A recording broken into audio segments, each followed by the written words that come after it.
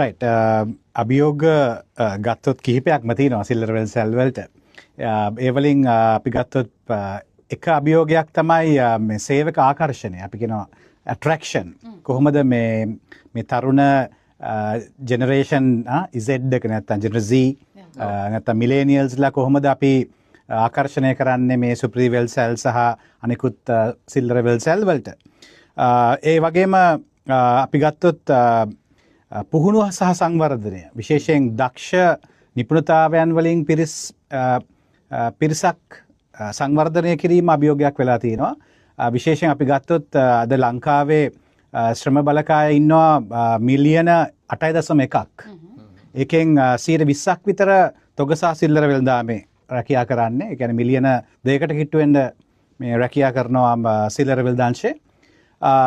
ඒ වලින් අපි ගත්තොත් අධ්‍යාපන මට්ටම ගත්තොත් ඇත්තටම සාමාන්‍ය පෙළ උසස් පෙළ සමත් ප්‍රමාණය සුලභයි. අපි ගත්තොත් දුර්ලභයි. අපි ගත්තොත් සාමාන්‍ය පෙළ සාමාන්‍යයෙන් 17ක් විතර සමත් වෙලා තිනවා. උසස් පෙළ සහ ද්විතීක තෘතීක අධ්‍යාපනය කරලා තියෙන 23ක් විතර. ඒතර ඔබට පේනවා 60%ක්ම ශ්‍රම බලකායෙන් උපරිම අධ්‍යාපනය කරලා තියෙන 10 වසර වෙනකන් විතරයි.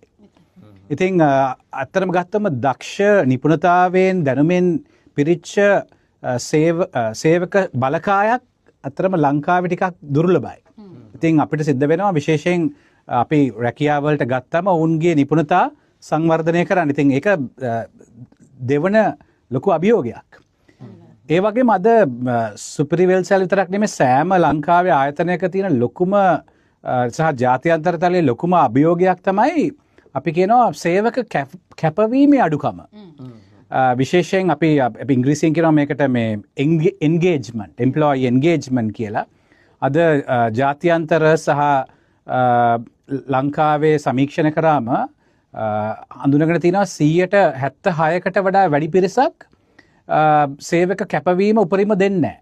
උපරිම දායකත්වයක් නැහැ. ඉතින් ඔවුන්ගේ ඒකයි අපි මොනවාරි කඩේකට ගියාම නැත්නම් ඇඳුමක් ගන්න ගියාම සුපර් මාකට් එකට ගියාම අපි දකින්න සේවක පිරිසේ අපි දකින්නේ ඒ ශක්තිය ජවය දකින්නේ උද්‍යෝගයක් නැහැ උන් අතර.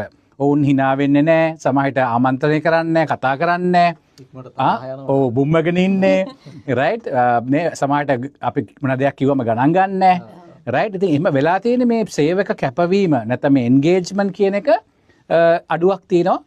විශේෂයෙන් ආයතන වල වැඩ කරන සේවකයින්ගේ. ඒ වගේම අපිට තව එක අභියෝගයක් කියන්න පුළුවන් විශේෂයෙන් රඳවා ගැනීම පිළිබඳ අපි කතා කරා වගේ දැන්